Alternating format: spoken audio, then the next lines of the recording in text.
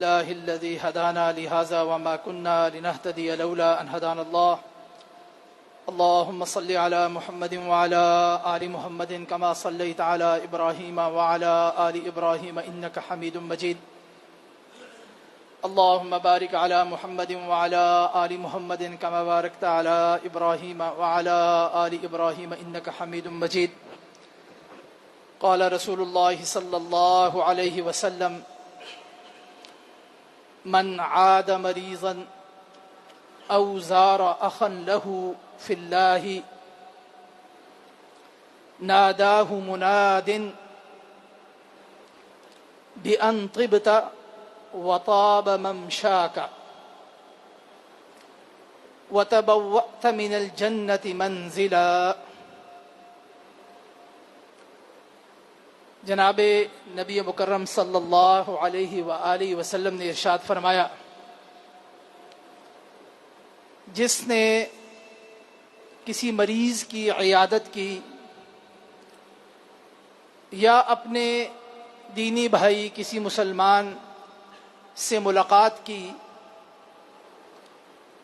تو ایک پکارنے والا پکار کر اسے یہ خوشخبری سناتا ہے، اسے یہ نوید سناتا ہے کہ تو خوش رہے، تیرا چلنا مبارک ہو اور تو نے جنت میں اپنا ٹھکانہ بنا لیا ہے۔ اس حدیث مبارکہ میں نبی کریم صلی اللہ علیہ وآلہ وسلم نے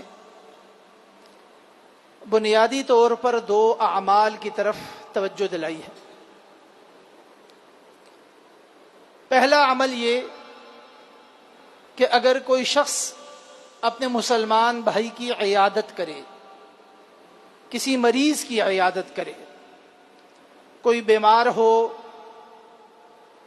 ایسی کیفیت میں ہو جسے بیماری کہا جا سکے، یہ بیماری بظاہر جسے ہم فزیکل بیماری کہتے ہیں وہ بھی ہو سکتی ہے، اور یہ نفسیاتی بیماری کی صورت میں بھی ہو سکتی ہے کہ بظاہر انسان فزیکلی جسمانی طور پر بیمار نہ ہو مگر ذہنی طور پر اتنا پریشان ہو، اتنے دباؤ کا شکار ہو، نفسیاتی طور پر اس کی حالت اور اس کی کنڈیشن ایسی ہو کہ اس کو مریض سمجھا جانا لگے، تو ایسے شخص کی عیادت کرنے کے بارے میں نبی کریم صلی اللہ علیہ وآلہ وسلم نے فضیلت بیان کی۔ دوسری بات جو اس حدیث مبارکہ میں بیان ہوئی وہ یہ کہ جس نے اپنے دینی بھائی کی، مسلمان بھائی کی، اخن لہو، اخ کا لفظ چونکہ استعمال ہوا ہے نا، اس لیے ترجمے میں دینی بھائی، مسلمان بھائی، کیونکہ مسلمان مسلمان کا بھائی ہوتا ہے، غیر مسلم مسلمان کا بھائی نہیں ہوتا۔ اب ظاہر بات ہے کہ آج کل کے دور میں یہ باتیں کرنا جو ہے مشکل بنا دی گئی ہیں۔ آج کل کے دور میں ان باتوں کو کہتے ہیں کہ یہ پولیٹیکلی کریکٹ نہیں ہے، یہ باتیں کہنا کہ جی مسلمان کا بھائی تو مسلمان ہی ہو سکتا ہے، مسلمان آپس میں بھائی ہیں، جو غیر مسلم ہیں ان کی عزت، ان کا احترام، انسانی لیول پر، سطح پر ان کے ساتھ تعلق، ان کے ساتھ رابطہ رکھنا جو شرعی حدود میں ہیں بالکل جائز، اپنی جگہ ہے۔ ان کے ساتھ ملنساری رکھنا، ان کے ساتھ اس جذبے کے ساتھ تعاون کرنا کہ وہ بھی اس معاشرے کے رہنے والے لوگ ہیں، مگر قلبی تعلق جو ہے جس کو بھائی کہا جا سکے وہ کسی دینی بندے کے ساتھ ہی ہو سکتا ہے، وہ کسی دینی بندے کے ساتھ بھی ہو سکتا ہے۔ لیکن ظاہر بات ہے جب ہم ریاستوں میں رہتے ہیں اور خاص طور پر یہ ابھی حالیہ دنوں میں جڑاوالا میں جو واقعہ ہوا ہے، اس واقعے کے نتیجے میں جو مسیحی برادری ہے بڑی تعداد میں ان کے گھر جلائے گئے ہیں، بظاہر ان کے ساتھ بڑا ظلم اور بربریت کیا گیا ہے قرآن کریم کی توہین کے واقعے کے بعد۔ اب ظاہر بات ہے کہ توہین قرآن کا واقعہ اگر تو حقیقی طور پر ہوا ہے تو اس کو تو ظاہر بات ہے کہ اس کے نتیجے میں مسلمانوں کے جذبات بھی برانگیختہ ہوتے ہیں، اشتعال بھی پیدا ہوتا ہے، لیکن اس کا مطلب قطعی طور پر یہ نہیں ہے کہ قانون کو اس انداز میں ہاتھ میں لیا جائے کہ ایک پوری کمیونٹی کو مجرم قرار دے کر ان کے مال و جان کو حلال سمجھ لیا جائے اور ان کو تنگ کیا جائے، مار پیٹ کی جائے، ظلم و جبر کا نشانہ بنایا جائے، یہ قطعی طور پر جائز نہیں ہے، یہ ظلم ہے، ظلم، بہت بڑا ظلم ہے۔ مگر اس ظلم کی مذمت کرتے ہوئے بھی اعتدال سے نہیں ہٹنا چاہیے، یعنی اس ظلم کی مذمت کرنی چاہیے، جس کمیونٹی کو نشانہ بنایا گیا ہے ان کی حمایت کرنی چاہیے، جائز شرعی حدود کے اندر رہتے ہوئے جو ان کی مدد ہو سکتی ہے وہ کرنی چاہیے، اور کسی نے اگر اسلام کے عنوان پر ان کے ساتھ زیادتی کی ہے تو ان کو سزا ہونی چاہیے۔ مگر یہاں پر بھی اس کے بعد اعتدال کی راہ آ جاتی ہے، یہ نہیں ہے کہ وہ ہمارے قلبی بھائی ہو گئے ہم ان کے قلبی بھائی ہو گئے۔ اعتدال یعنی جو بات جتنی ہوئی ہے اتنی کرنی چاہیے، اس سے آگے اگر ہم بڑھ جائیں گے ہم ظالم ہو جائیں گے۔ شرعی حدود کو پامال نہیں کرنا چاہیے، لیکن چونکہ موسم ایسا ہے نا، حالات ایسے ہیں، تو اس میں یہ ہے کہ جی وہ ہمارے بھائی ہیں، وہ ہمارے بھائی ہیں۔ بھائی وہ ہمارے بھائی نہیں ہیں، ہاں ملک و قوم ایک ہونے کی وجہ سے وہ بھی پاکستان کے باشندے اور شہری ہیں، ہم بھی پاکستان کے باشندے اور شہری ہونے کے ناطے ان کے حقوق اور ہمارے حقوق محترم ہیں اور اکثر معنوں میں برابر بھی ہیں، لیکن کئی چیزوں میں برابر نہیں ہے، اور آئین پاکستان بھی اس کو برابر نہیں کرتا۔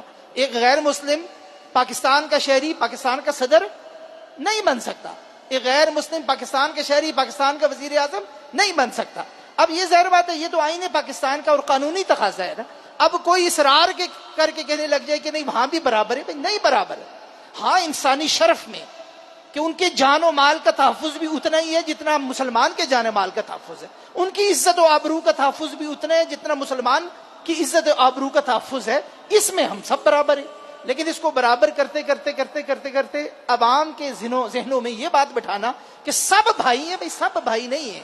دین اسلام کے کچھ شاعر ہیں، دین اسلام کی کچھ حدود ہیں، ان حدود کے اندر لوگ برابر ہوتے ہیں، اس حدود کے اندر کے کچھ احکامات ہوتے ہیں جو باہر والوں پر نہیں لگتے، اور یہ کوئی عار نہیں ہے۔ جیسے ان کے دین کے احکامات، ان کے مذہب کے احکامات مجھ پر اور آپ پر نہیں لگتے، وہ جیسے اپنے مذہب کے احکامات کے تابع ہیں، اس طرح ہم اپنے مذہب کے احکامات کے تابع ہیں۔ اس لیے اس حدیث مبارکہ میں یہ جو نقطہ ہے نا، اخن لہو، اپنے بھائی کے لیے ملاقات کے لیے جائے، تو یہ اخ کا مطلب جو ہے یہاں پر بڑا واضح ہے، یہ قرینہ ہے، بڑا واضح قرینہ ہے کہ اس سے مراد کسی مسلمان بھائی کی ملاقات کے لیے جانا ہے۔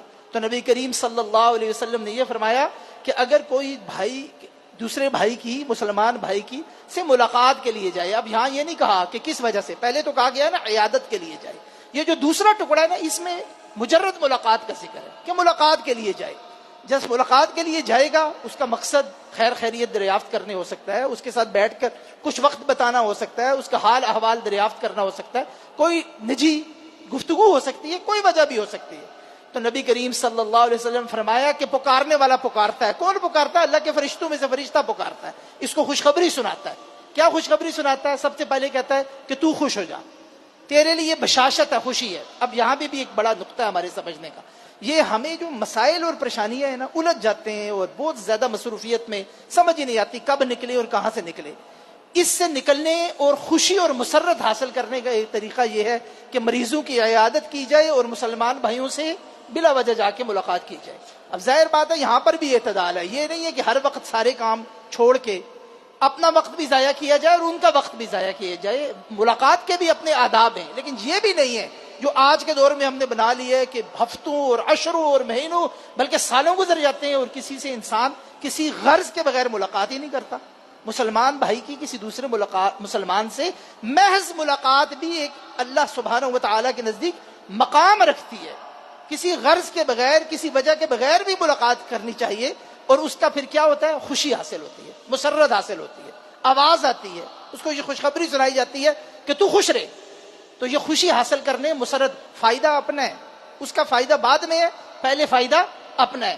اور ساتھ ہی یہ بات کہا جاتی ہے تیرا چلنا مبارک ہو، کہ یہ تو چل کے گیا ہے نا کسی مسلمان بھائی سے ملاقات کے لیے، کسی مریض کی عیادت کے لیے، اللہ یہ بھی مبارک فرمائے۔ صرف خوشی اور مسرت نہ حاصل ہو بلکہ تیرا چلنا بھی مبارک ہو، اللہ اس کے اندر بھی برکت ڈالے، تجھے چلتا۔ برکت کس چیز میں ہوتی ہے؟ مطلب یہ ہے کہ اللہ تجھے اسی طرح چلتا رکھے، اللہ تجھے مریض نہ کرے، اللہ تجھے اس قائم دائم رکھے کہ تو چل کر اپنے مسلمان بھائیوں کی عیادت کے لیے، ان کی ملاقات کے لیے جاتا رہے۔ اور پھر سب سے بڑی بات کہ یہ عمل کر کے، عیادت کر کے یا مسلمان بھائی سے ملاقات کر کے تو نے جنت میں اپنا ٹھکانہ بنا لیا، اپنا مقام بنا لیا۔ اب دیکھیں کتنی آسان ہے جنت حاصل کرنا۔ بظاہر بسا اوقات جب بڑے بڑے اعمال کے بارے میں سنتے ہیں نا کہ جی راتوں کو اٹھنا اور عبادات کرنا اور سردی میں بستر چھوڑنا اور ٹھنڈے وضو کرنا اور بڑا اہتمام کرنا، اس طرح کے اعمال دیکھیں اور اپنا کردار دیکھیں تو بندے کو لگتا ہے جی بڑی مشکل ہے۔ مگر پھر نبی کریم صلی اللہ علیہ وسلم نے ہمارے جیسے نکموں کے لیے بھی کچھ احکامات چھوڑ دیے اور آسان طریقے بھی بتائیں. تو جنت میں اگر چھوٹا موٹا پلاٹ لینا ہے تو بڑا آسان طریقہ ہے. فرائض کی بجا آوری، مسلمانوں کے دل کو جیتنا. نتیجہ کیا؟ اللہ سبحانہ و تعالی جنت میں مقام عطا فرماتے ہیں، جنت میں ٹھکانہ بنا دیتے ہیں. اور آج کل کے دور میں اس حوالے سے اہتمام کرنے کی ضرورت ہے. لوگوں کو معاشرے میں پریشانی کا سامنا ہے. لوگ نفسیاتی طور پر، معاشی طور پر، معاشرتی طور پر، گھریلو مسائل کی وجہ سے، کاروباروں کے مسائل کی وجہ سے، معاشرتی مسائل کی وجہ سے پریشان ہیں. اپنی پریشانی کا دوسرے سے اظہار نہیں کر سکتے، خفا رہتے ہیں.